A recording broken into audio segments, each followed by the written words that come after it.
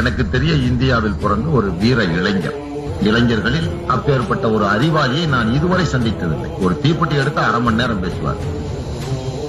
ஒரு சாதாரண ஒரு பேஸ்ட் எடுத்தாருன்னா அரை மணி நேரம் பேசுவார். ஆராய்ச்சியோட புள்ளி விவரங்களோட. நான் தங்கி அப்ப கோபிச்செட்டிப்பாளையத்தில் ஒரு இன்ஜினியரிங் காலேஜ் படிக்கிறேன். அப்போ வருவார் போவார்.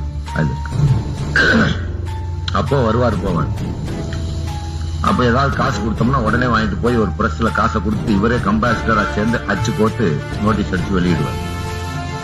நல்ல புள்ளி வரணும். ஒரு சைக்கிள் வாங்கி கொடுத்தோம்னா போற வழியிலேயே வெள்ளை கழட்டி ஒருத்தன் வித்துருவாரு, மட்காடை கழட்டி வித்துருவாரு. கடைசியில நடந்து புளியந்தரை திருக்கிட்டே காட்டுக்குள்ள போயிடுவார்.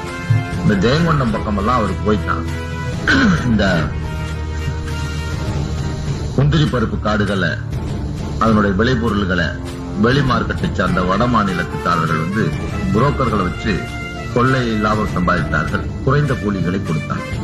அவர் ஒரு கூட்டுறவு சொசைட்டி உண்டு பண்ணி இன்னைக்கு தமிழரசனின் அடிப்படையின் பேரில் தான் இன்று அந்த கூட்டுறவு சொசைட்டிகளில் ஏதோ அரை வயிறு கஞ்சியவாவது அந்த ஜெயங்கொண்டம்